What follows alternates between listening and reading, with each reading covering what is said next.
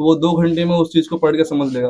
एक इंसान ऐसा है जो स्लो लर्नर है, क्योंकि हमारे साथ सब तरह के लोग हैं, तो जो स्लो लर्नर है उसको ऑब्वियसली थोड़ा ज्यादा पढ़ना पड़ेगा। तो अल्टीमेट ये गोड़ लगतनी समाचार बटुए बक्सर से रिपोर्टर बानी रोहित ओझा जी।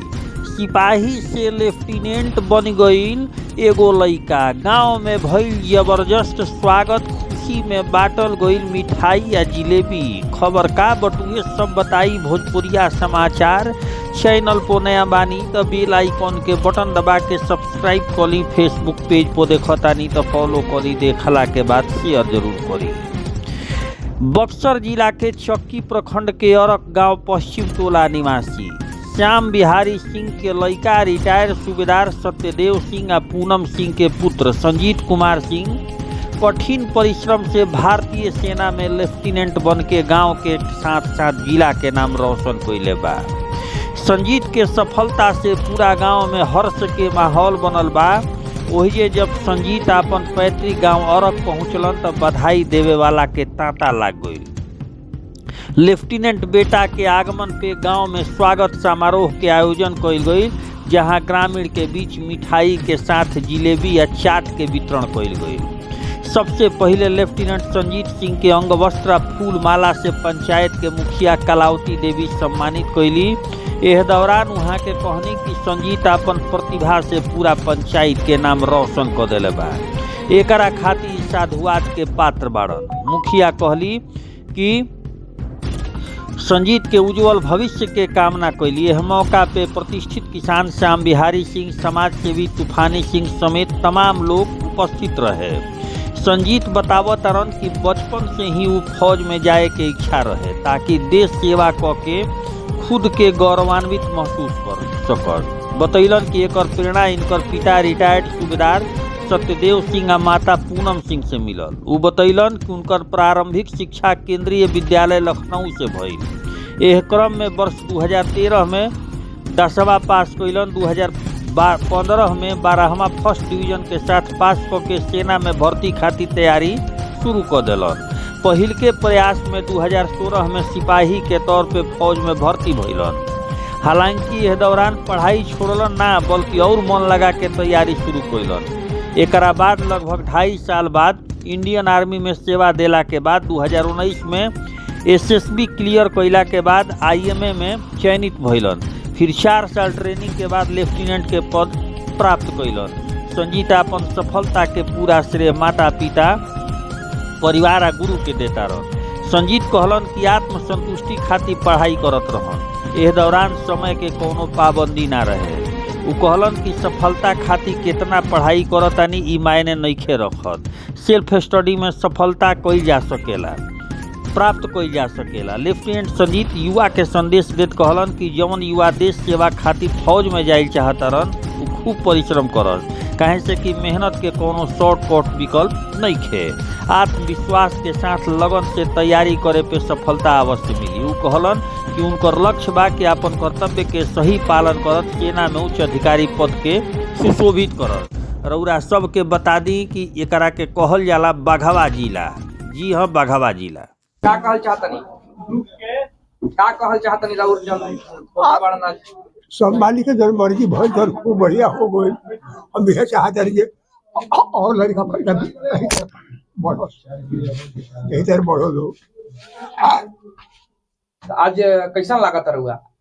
आज कैसा लागत? भगवान बुझी है, अब दूसरा का कहेगा। आज कैसा लागत राउर? बहुत अच्छा लागता कुमई की दया से बेटा हमारा आज बहुत बड़ा काम कैले बन, सब परिवार के नाम रोशन कैले बन, गांव के भी नाम रोशन कैले बन। अच्छा, ये नहीं लागत कि सपना राउर जन बात? हाँ, हमनी के सपना रहे, सबके सपना पूरा कैलन। तो बहुत मेहनत कैलन, इनके कामयाबी मिलल। आशीर्वाद हुआ सब दिल। हाँ, हमनी के सबके आशीर्वाद इनका साथे बा। बाबा के भी बहुत सहयोग रहल कि मनाती कुछ करके दिखाओ, मनसा रहल, मनसा पूरा। का नाम पड़ी रहो? पूनम सिंह। सब होला जब पिता के सामने ऊपर पुत्र जन बा तो जिंदगी में सफल होकर जावेला। आज राउर बेटा जन बाने तो लेफ्टिनेंट बन गांव पर आइल बाड़न, सब लोग स्वागत नहीं करता, कैसा लगा? पहले तो हम मीडिया माध्यम के हम हार्दिक हार्दिक शुभकामना देता नहीं, धन्यवाद करता नहीं कि हमारा एक खुशी के माहौल में पत्रकार महोदय उपस्थित बड़े जा। आइए मैं देहरादून से पासिंग आउट के बाद हमारा ये बड़ा मन में अनुराग रहे कि हमारा द्वार पर मीडिया हो कवरेज दे। अला के बाद अपना हम मुखिया जी से बात कैनी, मीडिया के पूरा व्यवस्था बनावल लो। लड़के गांव में आयल, हमारा बड़ा खुशी भई कि गांव के आशीर्वाद देवे खातिर पूरा गांव आज इकट्ठा रहल है। अभी लगातार लोग आवता, बड़ा ही खुशी का माहौल बा। हमारा मन के बहुत बड़ा सपना आज पूर्ण भइल बा। बहुत बहुत हमारा गांव के जनता जनार्दन के दया बा, कृपा बा, आशीर्वाद बा कि आज ये माहौल में 4 चांद हमारे गांव लगा होता। हमारा बहुत ही आनंद होता। लड़का के कठिन परिश्रम के फल 4 साल कठिन ट्रेनिंग के बाद लेफ्टिनेंट के पद प्राप्त कैले। हमारा गांव खातिर, हमारा परिवार खातिर, हमारा हित मित्र यार खातिर बहुत ही गौरव के दिन बा। सोचले नहीं कितना जल्दी रहो सपना जन कम से कर। हम सपना देखल रहे, लेकिन सपना से भी ज्यादा कामयाब भइल बड़ा।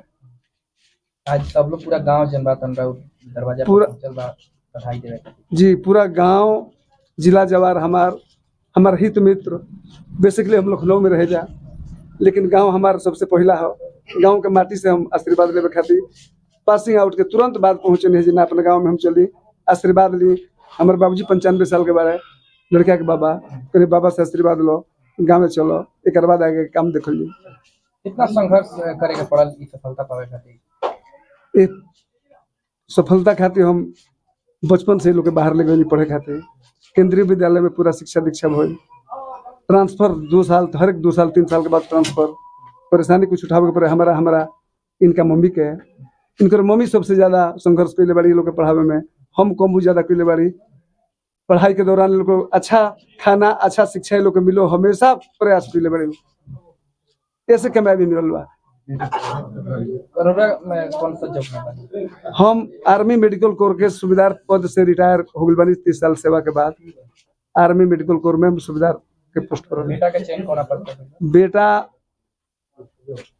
हाई 5 गोरखा राइफल में लेफ्टिनेंट के पद पर आसीन भइले है। क्या नाम पड़ी रहो? सत्यदेव सिंह। क्या नाम है आपका? मेरा नाम लेफ्टिनेंट संजीत कुमार सिंह है। और आज गांव पर आए हैं, आपका पूरा स्वागत किया जा रहा है, कैसा लग रहा है? मेरे को, मेरी फैमिली को और जो मेरी फैमिली से जो भी रिलेटेड है, हम सबको बहुत खुशी हो रही है, क्योंकि ये एक मेरी लाइफ का बहुत बड़ा मोमेंट है। सिर्फ मेरे लिए नहीं, मेरी फैमिली के लिए भी, और जो मेरे बड़े बुजुर्ग यहाँ पर बैठे हैं, इवन हमारे गांव के लिए बहुत बड़ा मौका है। तो यहाँ पे सबको इकट्ठा होकर और आपस में बातचीत करना, एक दूसरे से मिलना, एक मिलने का भी मौका हो जाता है।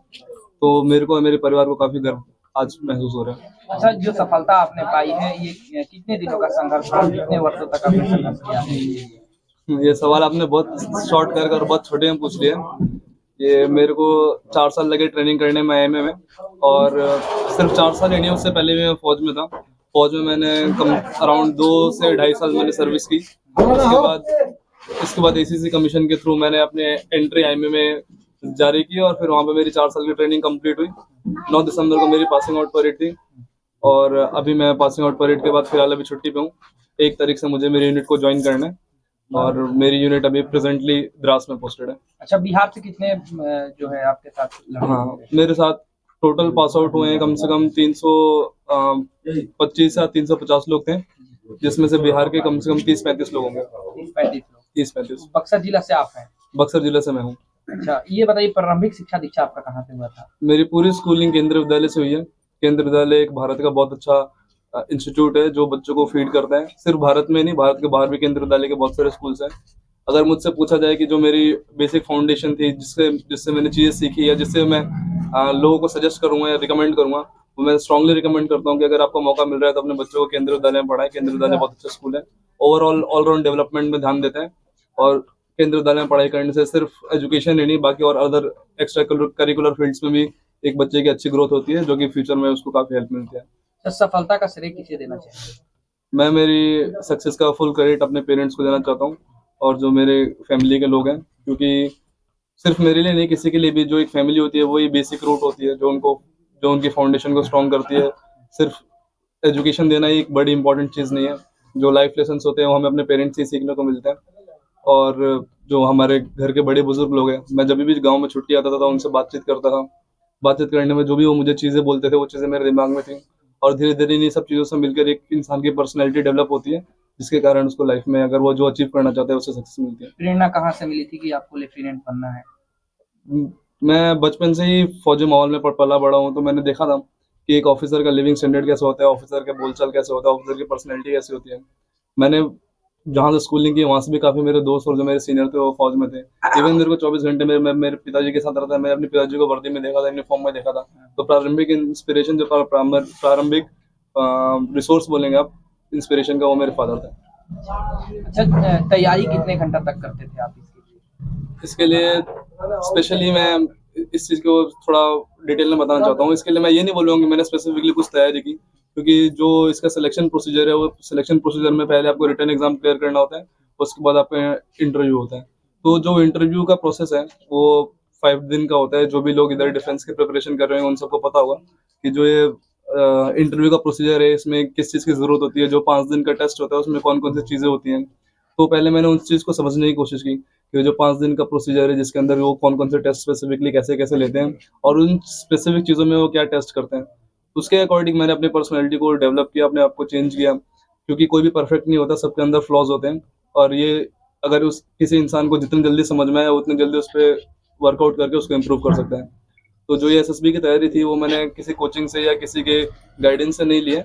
ये मैंने खुद से ही सेल्फ इंट्रोस्पेक्शन करके, सेल्फ एनालाइज़ करके कि मैं अगर ऐसा हूँ और मुझे कैसा बनना चाहिए, उस चीज़ पे ध्यान देके और अपने आस-पास के लोगों से बातचीत करके, इन सब चीज़ों को आप पूरा एनालाइज़ करके मैंने अपने आप पर्सनैलिटी पे वर्कआउट किया और फिर मेरा सिलेक्शन हुआ। क्योंकि आप सफल हो गए हैं, तो एक बात आपसे जानना है कि जिस प्रकार से बहुत सारे ऐसे भी अभ्यर्थी आते हैं सामने, जो कहते हैं कि मैं 24 घंटा में 18 घंटा 22 घंटा पढ़ता हूँ, लेकिन बहुत सारे विद्यार्थी जो तैयारी करना चाहते हैं वो इस बात से हदस जाते हैं कि 22 घंटा हम कैसे पढ़ पाएंगे। तो इसमें कितनी सच्चाई है? घंटा कितना मायने रखता है पढ़ाई ये सफलता के लिए? सफलता के लिए मेरे हिसाब से ये मैटर नहीं करता कि आप कितने देर पढ़ रहे हैं, मैटर ये करता है कि आप क्या पढ़ रहे हैं। एक इंसान है जिसकी ग्रैस्पिंग पावर अच्छी है, तो वो 2 घंटे में उस चीज़ को पढ़ के समझ लेगा।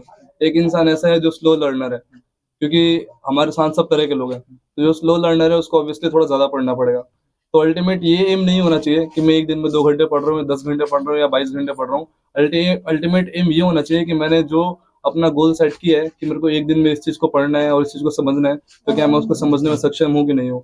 अगर किसी कारण से मैं उस चीज़ को अचीव नहीं कर पा रहा हूँ या उसको नहीं पढ़ पा रहा हूँ, तो मेरे को अपने नेक्स्ट 2 दिन का, 5 दिन का, 10 दिन का शेड्यूल ऐसा बनाना चाहिए कि पहले मैं उस चीज़ को समझ लूँ, उस चीज़ को एक्सेप्ट कर लूँ और फिर आगे की चीज़ों को प्लान करूँ। आप अपने जीवन में सफल होने के लिए मोबाइल को कितना तरजीह दिए थे? हाँ, मोबाइल का काफ़ी इम्पोर्टेंस है, क्योंकि मैं पहले से फौजी बैकग्राउंड में था और जब मैं यूनिट में भी था तो वहाँ पे मेरे को बिल्कुल पढ़ने का टाइम नहीं मिलता था, या फिर मैं जो ट्रेडिशनल पढ़ाई है जो हम पेपर पेन से करते हैं उस पर इतना मैं अपना टाइम नहीं कंट्रीब्यूट कर सकता था।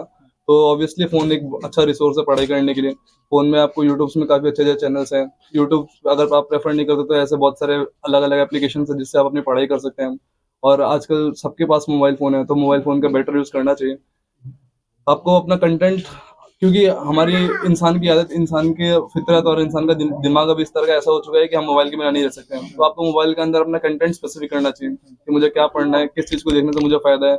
ज़रूरी नहीं है कि आप 24 घंटे पढ़ ही रहे हैं, ऐसा बहुत सारे टेलीविज़न शोज़ हैं, बहुत सारी मूवीज़ हैं, बहुत सारे ऐसे वेब सीरीज़ है जिसको देखने से भी आपको नॉलेज मिलती है। तो आपको ओवरऑल अपना जो नॉलेज कंटेंट इंक्रीज़ करना है, जो नॉलेज कंटेंट बढ़ाने का जो तरीका है, वो इस चीज़ पे ध्यान देना चाहिए कि आप जो भी चीज़ देख रहे हैं, किसी से बात कर रहे हैं, कहीं पे पढ़ रहे हैं, तो ओवरऑल आपको एक दिन में कुछ नॉलेज गेन हो रहा है कि नहीं हो रहा है। सिर्फ मोबाइल का सिर्फ यूज़ करना सोशल मीडिया के लिए, या फिर मोबाइल का सिर्फ यूज़ करना अपने दोस्तों से, अपने नज़दीकी से बात करना, तो सिर्फ उसका वो मैं बोलूँगा कि फुल पोटेंशियल से यूज़ नहीं है। अगर आपको फुल पोटेंशियल से मोबाइल फ़ोन का यूज़ करना है या फिर सोशल मीडिया का यूज़ करना है, तो उसको और भी अलग तरीके हैं और काफ़ी अच्छे मीन्स हैं जिससे लोग काफ़ी सक्सेस हुए हैं। जो नए चूँकि आप